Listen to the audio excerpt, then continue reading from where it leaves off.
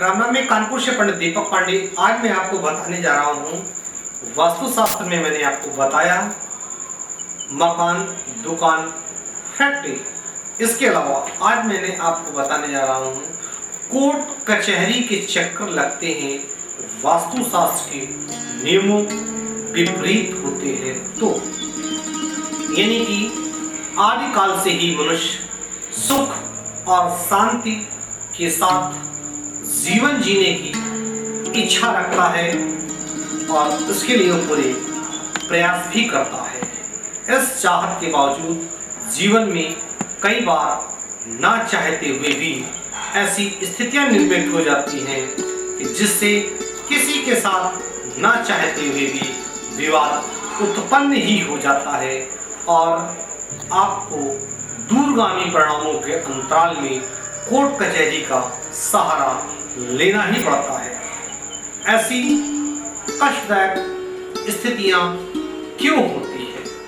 विवाद की स्थिति पैदा करने में आपके भाग्य के साथ साथ वास्तु दोष की भी अहम भूमिका होती है।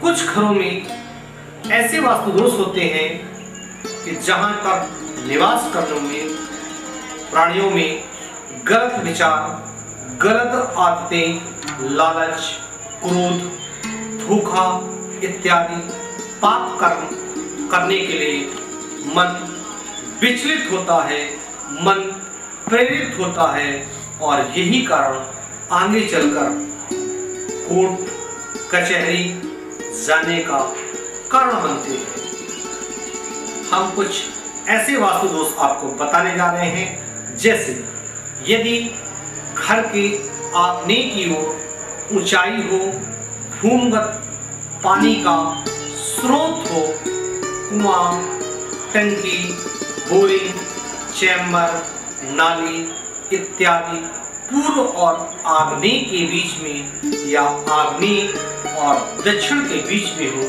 तो निश्चित रूप से ऐसे व्यक्ति को शत्रु से परेशानी होती है और उनसे विवाद उत्पन्न होते हैं जो अदालत तक चले जाते हैं।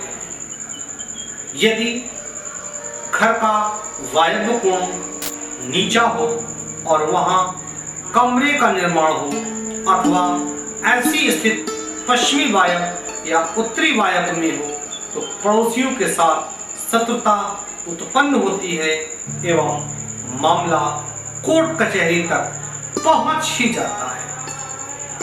यदि घर का नैऋत्य कोण अपेक्षाकृत नीचा हो और वहां पर आरसीसी की अपेक्षा टीन सेट लगा हो या टीन सेट या कमरे का निर्माण कर लिया गया हो, तो निचला होने पर वहां सेट या कमरे आदि का निर्माण करने के बाद आमदनी होने पर भी उस भवन का मालिक सुखमय जीवन नहीं बिता पाता है और उसका किसी से विवाद होता है।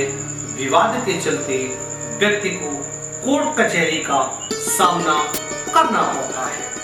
केवल घर के आग्नेय कोण में बढ़ाव होता है तो अदालती कार्रवाइयों के कारण व्यक्ति को परेशानी होती है। यदि दक्षिण के साथ मिलकर के घर के आग्नेय कोण में बढ़ाव होता हो तो पारिवारिक झगड़े, बीमारियां, मानसिक व्यथा, अशांति और धन नष्ट होने के चांस होते हैं। कई बार पारिवारिक झगड़े अदालत तक पहुंच ही जाते हैं। यदि आपके घर पे वायव्य के कोण में केवल कोने में बढ़ाव हो तो दुश्मनों की संख्या आपके यहाँ पर बढ़ जाती है और दुश्मनों से विवाद होने के कारण सुख का अभाव होता है एवं परिवार के सम्मान में कमी आती है। जिस घर पे ईशान से निम्न हो वहां पर भूमिगत पानी का स्रोत, कुआं, टंकी, बोरिंग आदि हो, तो उस घर में रहने वाले लोगों को अन्य लोगों से दुश्मनी बढ़ ही जाती है और विवाद के कारण अदालत के चक्कर लगाने पड़ते हैं, जिससे उनका मानसिक और शारीरिक, धन और मन दोनों ही नाश होते हैं।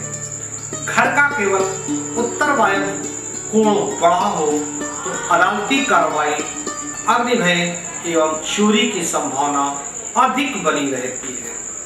यदि घर का वायव्य कोण ईशान्य कोण से निचला हो और साथ ही साथ भूमिगत जल का स्रोत हो या गड्ढे हो तो घर वाले अदालती कार्रवाई से जूझते रहते हैं। जिन घरों के पूजा घरों में साफ सफाई नहीं होती है, वहां पर अंधेरा रहता है या घर का कबाड़ पड़ा रहता है, उन घरों में रहने वाले शत्रुओं से लोग पीड़ित होते हैं।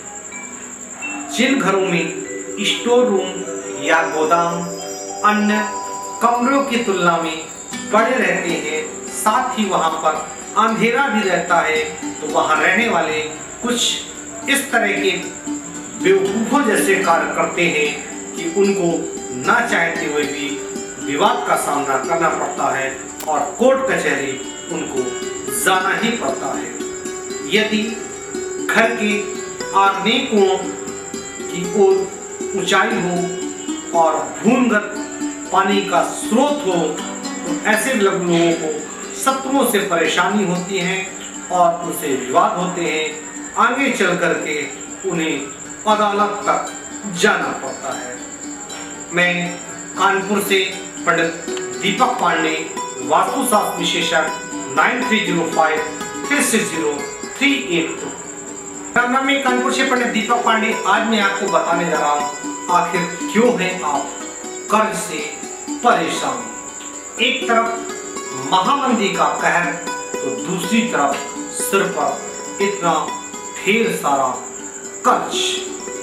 ये स्थिति आज भारत और भारत के बाहर उन युवाओं की है जिन्होंने आज से कुछ वर्षों पूर्व अपनी मोटी तनख्वाह को ध्यान में रखते हुए आगामी दिनों में और भी अधिक आर्थिक उन्नति की आशा में सुख साधनों की भौतिक वस्तुएं बढ़ा दी, जैसे कि मल्टी शहरों में घर, कार, महंगा टेलीविजन इत्यादि को खरीद लिया और खरीदा भी कर्जे पर, क्योंकि बैंक उन्हें सुलभता के साथ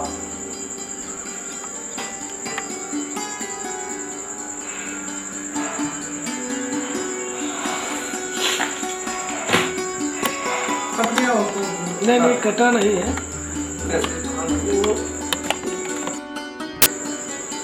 राम राम, मैं कानपुर से पंडित दीपक पांडे।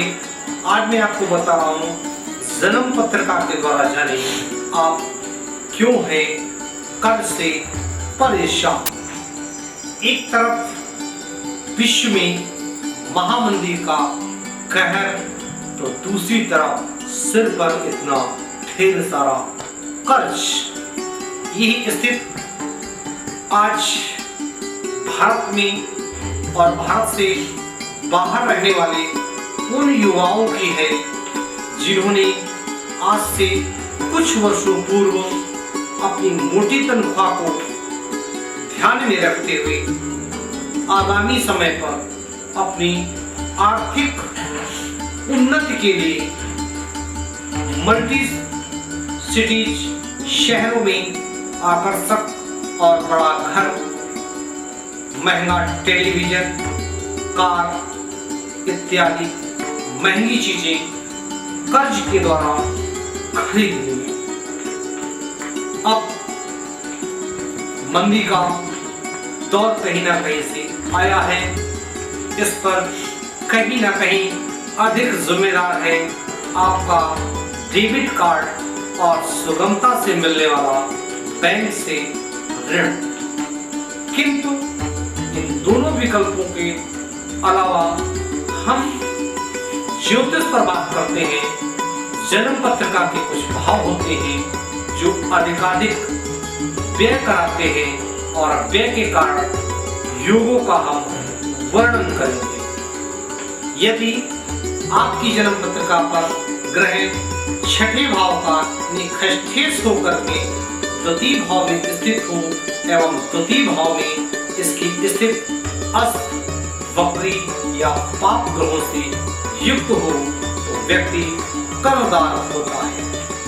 जन्म पत्रिका में कहीं भी खष्ठेश तथा देश की युति हो तो ऐसे व्यक्ति को धन तथा लाभ भाव का प्रभावित करते हैं। ऐसी ग्रह स्थितियां और व्यक्ति कर्जीला हो जाता है। लाभेश तथा धनेश छठे स्थान में हो, खष्ठेश अथवा वेश से उनका संबंध हो, व्यक्ति निश्चित रूप से कर्जीला हो जाता है। यदि आपकी जन्म पत्रिका में मंगल बलहीन होकर तृतीय भाव में स्थित हो और मंगल की युति छठे भाव से हो रही हो या खष्ठेश से हो रही हो तो व्यक्ति निश्चित रूप से बड़ा कर्जदार होता है। मंगल शुक्र की युति लग्न, धन, चतुर्थ, छठे, सप्तम, एकादश अथवा द्वादश भाव में स्थित हो तो इस युति में शुक्र अधिक प्रबल हो तो व्यक्ति बड़ा प्रॉपर्टी संबंधित कर्जदार होता है। मंगल और बुध की युति चतुर्थ, छठे, अष्टम और 12वें भाव में हो तो ऐसा व्यक्ति कर्ज लेने में माहिर होता है और उसको आसानी से कर्ज मिलता है तो कर्ज के दलदल में फंस जाता है। यदि आपकी जन्म पत्रिका में मंगल के कारण आर्थिक परेशानी हो रही है तो आपको मूंगे के हनुमान जी लेकर के ऋणहर्ता मंगल स्त्रोत का नित्य ही पाठ करना चाहिए। यदि बुद्ध के कारण ऋणग्रस्तता हो रही है तो अपने ऋणों को समय पर चुका पाने में सक्षम होंगे। भगवान गणेश की प्रतिमा यदि आप पारद की स्थापित करें तो शीघ्र ही आपको कर्ज से मुक्ति मिलेगी। यदि जन्म पत्रिका में ऋण के कारक ग्रह को जान करके उसका उपाय कर लिया जाए तो या उससे संबंधित दान पुण्य कर लिए जाए तो कहीं ना कहीं ऋण चुकाने में अधिक मदद प्राप्त होती है। अत्यधिक कर्ज में डूबने पर मां लक्ष्मी की नित्य पूजा आराधना करनी चाहिए। इस हेतु पारद धातु की बनी हुई लक्ष्मी जी को अपने घर में दक्षिणावर्ती शंख के पास में रखें। शीघ्र ही आप धनी होकर के अपना कर्ज चुका पाने में सक्षम होंगे।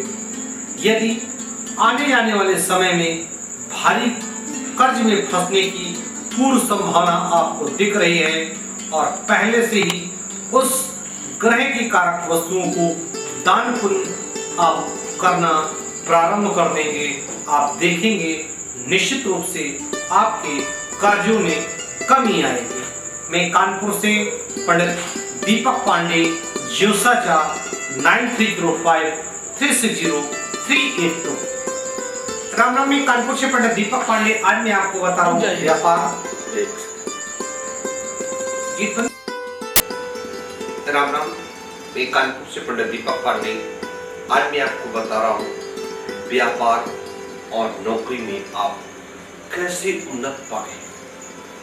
व्यक्ति किसी देश, समाज, धर्म, जाति का हो, वो व्यक्ति कोई भी हो सदैव चाहता है कि उसे अपने व्यापार और नौकरी में उन्नति मिले और वो व्यक्ति अपने एक विशेष पद पर धनवान बने। इसके लिए भारतीय ज्योतिष के विद्वान कुछ न कुछ आपको उपाय देते रहते हैं।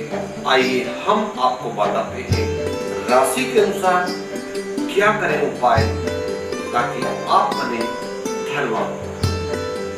यदि आपकी मेष राशि है तो मेष राशि वाले व्यक्तियों को लाल कपड़े में 1.25 किलो मसूर की दाल बांधकर घर या प्रतिष्ठान में रख देना चाहिए। यदि आपकी वृष राशि है तो वृष राशि वाले लोगों को गंगा या अन्य पवित्र नदी का जल मटके में भर करके उसे सफेद कपड़े से ढक करके अपने निवास स्थान या दुकान या कारखाने या फैक्ट्री के ईशान कोण पर रख देना चाहिए। यदि आपकी मिथुन लग्न है तो मिथुन राशि के लोगों को एक कांसे के बर्तन में को कपड़े से बांधकर घर के प्रतिष्ठान के उत्तर पूर्व पर रख देना चाहिए। यदि आपकी कर्क राशि है तो कर्क राशि के लोगों को चांदी का एक सिक्का किसी डिब्बी या बर्तन में पानी में डाल करके प्रतिष्ठान के पूर्वी भाग पर रख देना चाहिए। यदि आपकी सिंह राशि है तो एक कटोरी सेंधा नमक और उसे को रख करके घर के या व्यापार के पूर्व स्थान पर रख देना चाहिए। यदि आपकी तुला राशि है तो कोई भी सफेद रंग की मूर्ति व्यापार स्थल पर रखें। ये आवश्यक नहीं कि मूर्ति किसी देवी देवता की हो, आप किसी की भी मूर्ति रख सकते हैं। यदि आपकी वृश्चिक राशि है तो एक शहद की शीशी लाल कपड़े में लपेट करके घर या प्रतिष्ठान के दक्षिणी कोने में रख देनी चाहिए। यदि आपकी धनु राशि है तो आपको एक पीले कपड़े में कोई भी धार्मिक पुस्तक को लपेट करके अपने निवास, दुकान, फैक्ट्री या प्रतिष्ठान के उत्तर पूर्व में रखनी चाहिए। यदि आपकी मकर राशि है, मकर राशि के लोगों को नारियल के तेल में काले तिल एवं एक नारियल फल, काला धागा बांध करके दोनों वस्तुएं प्रतिदिन घर के पूर्वी कोने में रखना और साफ करना अत्यंत ही लाभदायक होता है। यदि आपकी कुंभ राशि है तो नारियल के 2 सूखे गोले ले लें और उस पर अनार भरकर एक का दान कर दें, दूसरा अपने प्रतिष्ठान पर रख दें। यदि आपकी मीन राशि है तो आपको 21 सिक्के पीले कपड़े में बांध करके प्रतिष्ठान के ईशान कोण में रखना चाहिए। निश्चित रूप से आपके व्यापार और नौकरी में शीघ्रातिशीघ्र तरक्की होगी। यह उपाय अनुभव सिद्ध उपाय है। मैं कानपुर से ज्योतिषाचार्य पंडित दीपक पांडे 9305360382। राम राम, मैं कानपुर से पंडित दीपक पांडे। आज मैं आपको बताने जा रहा हूँ विवाह में विलंब बाधा क्यों। देवगुरु बृहस्पति उच्च शिक्षा पर ले जाने वाले सुखों के प्रति एवं सम्मान दिलाने वाले हैं, तो कन्या के लिए गुरु पति कारक एवं वर के लिए सुख पत्नी कारक। विवाह दाम्पत्य जीवन के लिए सप्तमी शुक्र एवं मंगल की स्थिति अच्छी होनी चाहिए। चतुर्थ भाव का संबंध भूम तथा द्वादश भाव का शयन सुख से होता है। सप्तम भाव में एवं शुक्र गुरु बलवान हो तो ऐसे व्यक्ति का विवाह शीघ्र होता है एवं दाम्पत्य जीवन सुखी हो जाता है। शनि अथवा राहु की स्थिति में विवाह पर विलंब होता है। विवाह में विलंब का कारक ग्रह शनि है तो सप्तम भाव शनि अथवा सप्तमेश में शनि का संबंध हो तो विवाह में निश्चित रूप से विलंब होता है। ऐसे विवाह में ऐसे लोगों का विवाह 32 वर्ष से 39 वर्ष की आयु के मध्य ही हो पाता है और कभी कभी यह सीमा 42 से 43 वर्ष तक भी पार कर जाती है। शनि और राहु की युति सप्तमेश एवं सुख निर्बल होने से एवं शनि राहु के सप्तम भाव पर दृष्टि होने से विवाह की उम्र 50 वर्ष तक हो जाती है। मैं भारत के उत्तर प्रदेश से कानपुर शहर का रहने वाला हूँ।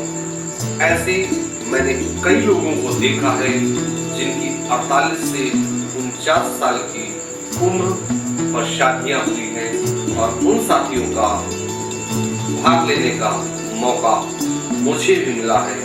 ऐसे देश में बहुत महान हस्तियां हैं। सप्तम भाव में शनि पुनर्जन्म के दोष को दर्शाता है एवं पूर्व जन्मों के कर्मों का ज्ञान भी करवाता है। विवाह प्रतिबंध, विवाह में विलंब, संन्यास योग आदि भी ये शनि ही दर्शाता है। शनि से सूर्य से युति हो तो ऐसे व्यक्ति के विवाह में बाधाएं एवं विलंब बहुत पैदा होते हैं और चंद्रमा से घातक और राहु मंगल एवं केतु से अनिष्टकारक योग उत्पन्न होते हैं। सप्तम भाव केंद्रवती भाव है जिसमें शनि बलि होता है, किंतु सप्तम भाव के एक ओर शत्रु भाव एवं दूसरी ओर आयु भाव होता है।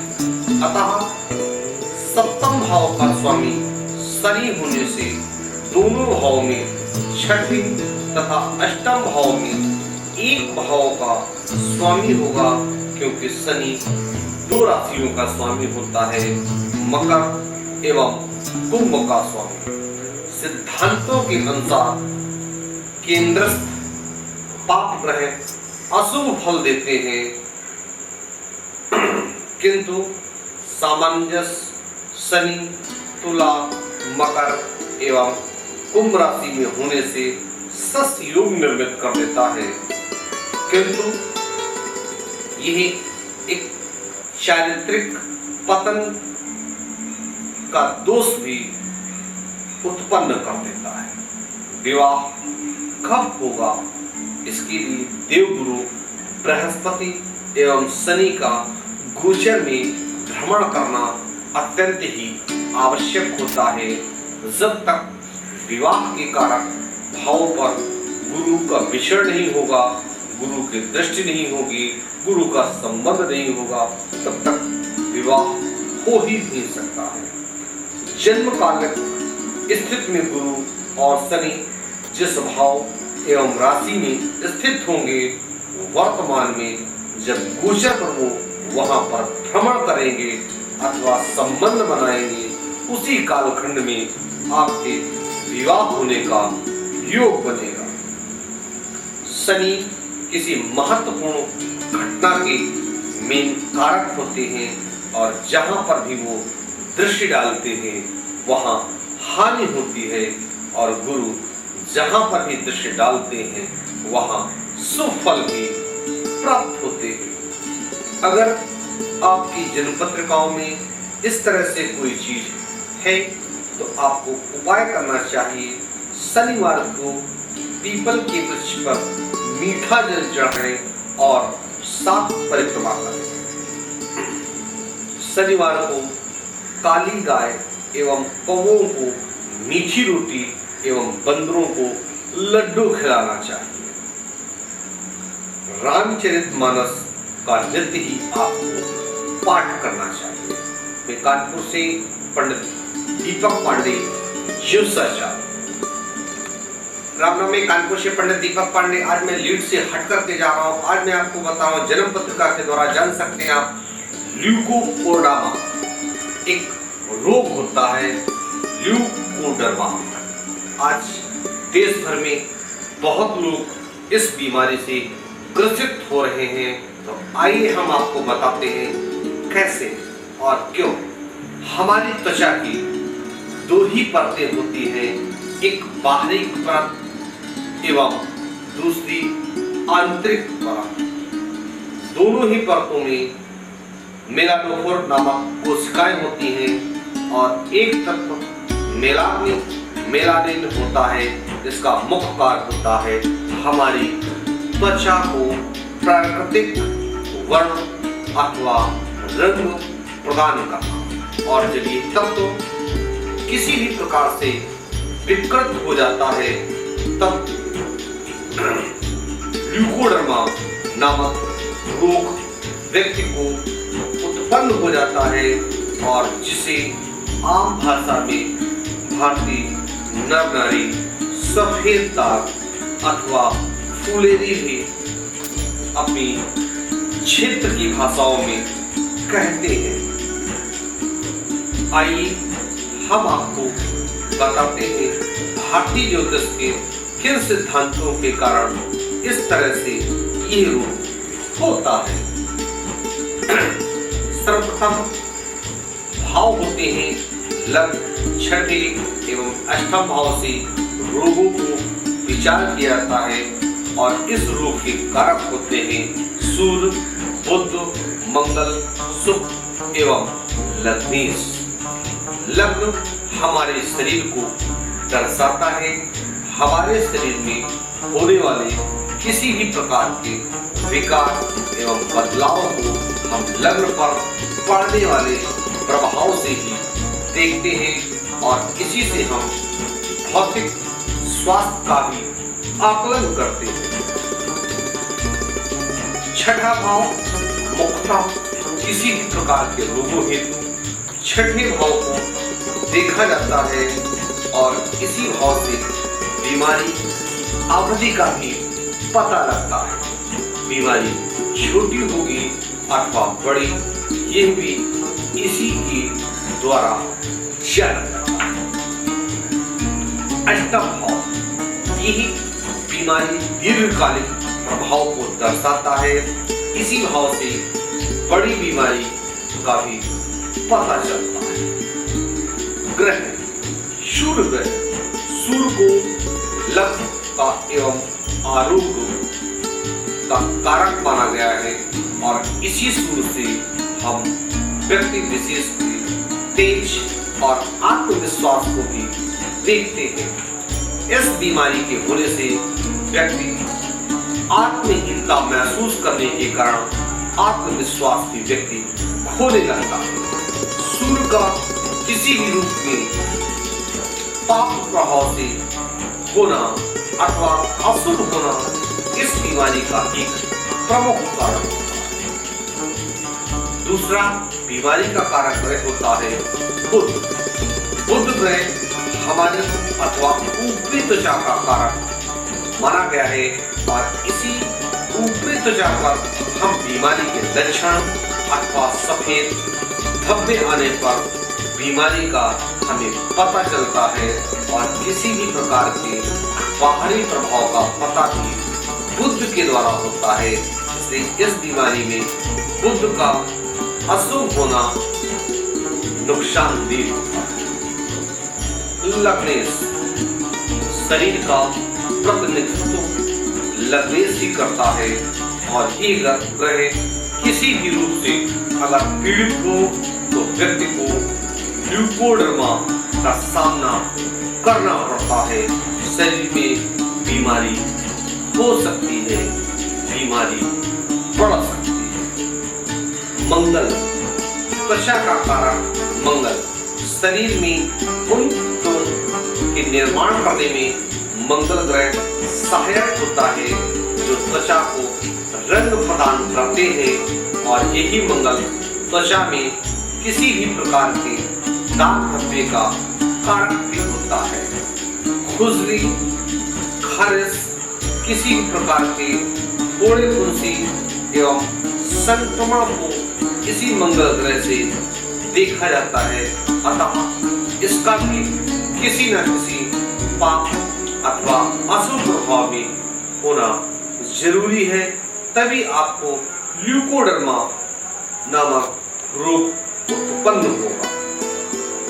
शुक्र ग्रह यह ग्रह त्वचा की सुंदरता, चमक एवं निखार का कारक है और जिस व्यक्ति का सुख जितना अच्छा होता है उसकी त्वचा में उतनी ही ज्यादा चमक होती है और इस बीमारी का कारक त्वचा की चमक नहीं रहती है, जिससे ये ज्ञात होता है कि आपके शरीर में शुक्र की क्षमताएं कमजोर हैं। अतः शुक्र ग्रह भी अशुद्ध अथवा प्रभावित हो रहा है। आइए मैंने चर्चा की ल्यूकोडर्मा, अब हम आपको बताना चाहेंगे आप कैसे बच सकते हैं ल्यूकोडर्मा से। सर्वप्रथम आप अपनी जन्म पत्रिका आकलन कराएं, वास्तविकता में किस ग्रह के कारण यह परेशानी हो रही है, कौन सी ऐसी गोचर पर दशा चल रही है जिस कारण से ये परेशानी हो रही है। तो जो ग्रह खराब है उनका दान पुण्य करें, मंत्र जप करें या रोगों को हरने के लिए महादेव की पूजा महामृत्युंजय मंत्र करें या महामृत्युंजय कवच धारण कर सकते हैं। एक सिद्ध महामृत्युंजय कवच होता है, उसे आप धारण करें, निश्चित रूप से रोग नहीं बढ़ेगा। ये जिम्मेदारी है। मैं कानपुर से पंडित दीपक पांडे, ज्योतिषाचार्य। मैं कानपुर से पंडित दीपक पांडे। आज मैं आपको बता रहा हूँ ज्योतिष और वास्तु का संबंध। वास्तु शास्त्र का मूल आधार ज्योतिष है, जो मूलतः सूक्ष्म विज्ञान से परिभाषित किया गया है। वास्तु शास्त्र का ज्योतिष से अलग अध्ययन करना अधूरे ज्ञान का परिचायक होगा। वास्तु शास्त्र दो शब्दों से मिलकर बना हुआ है, वास्तु तथा कला। वास्तु का अर्थ है निर्मित भवन और कला यानी टेक्नोलॉजी, एक हुनर। दूसरे शब्दों में भवन निर्माण की ऐसी कला को वास्तुकला कहा जाता है जिससे समुचित दिव्य विन्यास का समायोजन आपकी जिंदगी में हो तथा ऐसा शास्त्र जिसके निर्णय संबंधी जानकारी निहित हो उसे वास्तुशास्त्र कहते हैं। जो आपकी जिंदगी में बदलाव ला दे उसे वास्तुशास्त्र कहते हैं। वास्तुशास्त्र की वैज्ञानिकता इस जगत में सभी दिखाई देने वाले जीव, सजीव एवं निर्जीव के जीवन में और अनुभूतियां विद्यमान है, जो स्वयं भी चुंबकीय एवं विद्युत तरंगों से उत्प्रेरित है तथा उनके संपर्क में इन्हीं तरंगों में परिवर्तन होता रहता है और वास्तव संसार की सभी वस्तु में या रहने वाली जीवों में उपलब्ध विद्युतीय और चुंबकीय तरंगों को वहां की एवं आसपास में उपलब्ध तरंगों से समायोजित करके स्थिति का निर्धारण करके उसका अध्ययन करना ही वास्तुशास्त्र कहलाता है।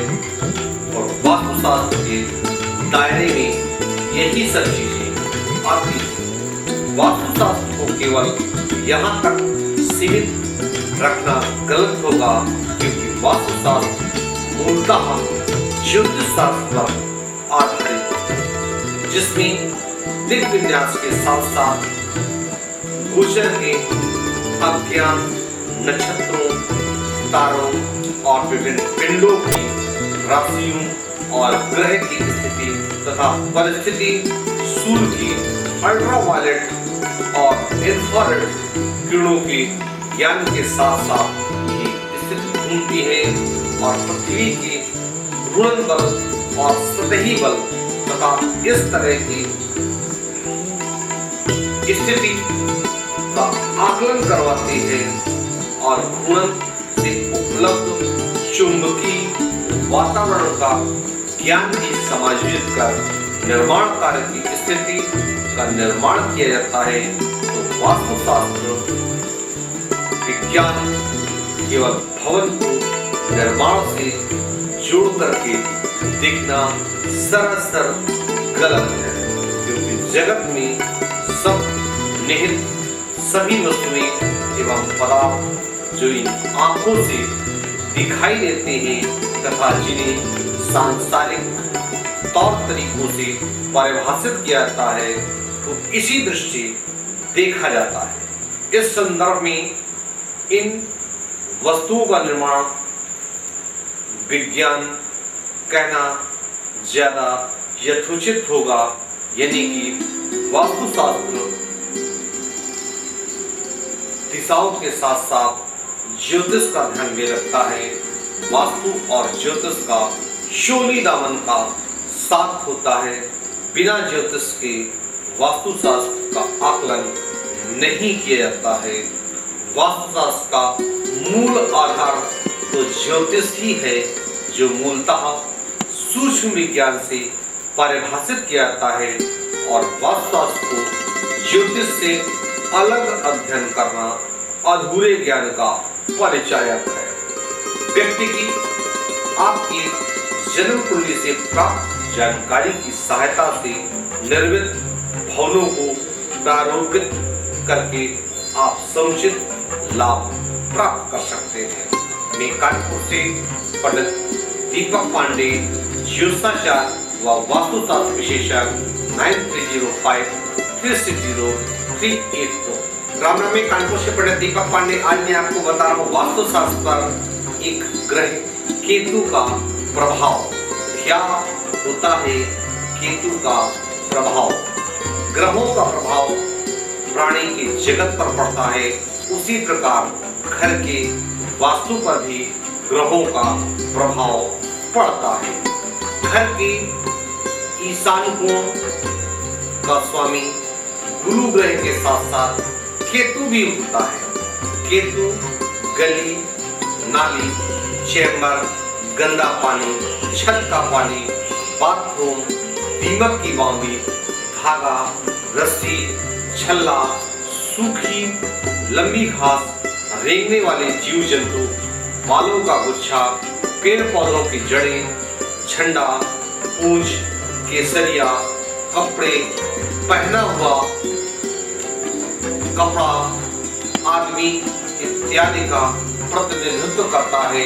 साथ ही साथ घर पे लगे हुए छोटे छोटे दरवाजों का भी प्रतिनिधित्व करता है। जहां पर पूजा घर, बाथरूम अथवा कुआं रहता है, शुभ होता है।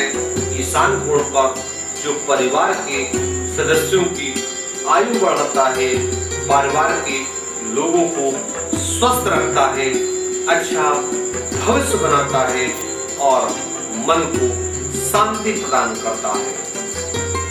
अन्य ग्रह भी घर के अन्य भागों का प्रतिनिधित्व करते हैं, और जब अन्य ग्रहों के प्रभाव वाले स्थान का मेल केतु के प्रभाव वाले स्थानों से होता है, तो उसका प्रभाव कुछ इस तरह से होता है।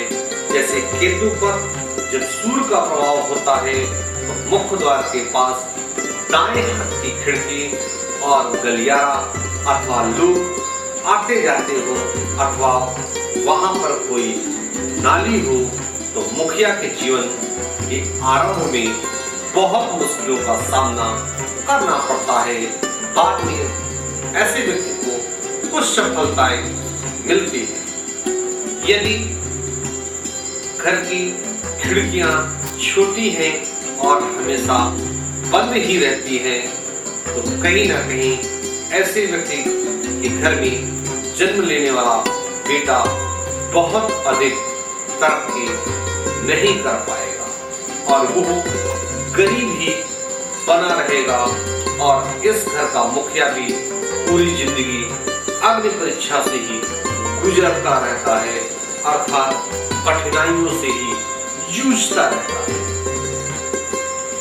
यदि केतु और मंगल का संबंध यदि बाथरूम और रसोई घर किसी गलियारे के जैसे हो तो घर के मुखिया का भाई गरीब होता है और विवाह के बाद ही वो सेटल होने में समस्याओं का सामना करना पड़ता है और घर की कन्या नाराज होती है और साथ ही साथ ऐसे घरों में अशांति रहती है। इसी तरह से केतु और मंगल की स्थिति में ही रसोई घर और बाथरूम एक साथ हो तो वहां रहने वालों को का जो जीवन होता है वो काफी कठिन होता है और उनका स्वास्थ्य हमेशा ही खराब रहता है। व्यापार में लाभ तो बहुत होता है लेकिन किचन जिग जैग टेढ़ा मेढ़ा हो तो घर पर विवाद बहुत होते हैं। ऐसे घरों पर विवाद की आशंका बहुत होती है। केतु और चंद्रमा का संबंध यदि मुख्य द्वार की बाएं हाथ की खिड़की के सामने गली हो, भूमिगत पानी का स्रोत हो तो उस घर की मालकिन रोगी रहती है। साथ ही साथ धर्म कर्म वाली एवं दयालु होती है और यदि ये खिड़की टूटी हुई हो तो उस घर की मुखिया की मां के लिए ये खिड़की टूटी हुई अत्यंत दुर्भाग्यशाली होती है। केतु और बुध का संबंध यदि किसी हाल का प्रवेश द्वार किसी सकरे गलियारे से हो अथवा हॉल ही अपने आप में एक गलियारा हो अथवा एक गलियारे का हिस्सा हो तो उस घर का मुखिया किसी विषय का विशेषज्ञ होता है, पढ़ा लिखा और बुद्धिमान होता है। उसे दैवज्ञ भी कहते हैं और उसे बुद्धिजीवी भी कह सकते हैं।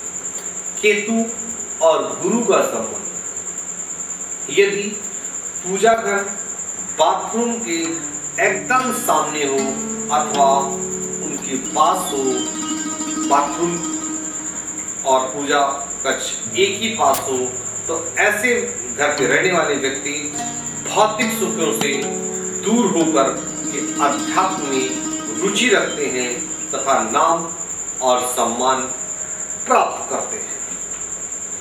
केतु और शुक्र यदि बेडरूम के साथ कोई नल लगा हो अथवा कोई गलियारा बेडरूम के सामने हो तो मुखिया की पत्नी धार्मिक प्रवृत्ति की ही होती है।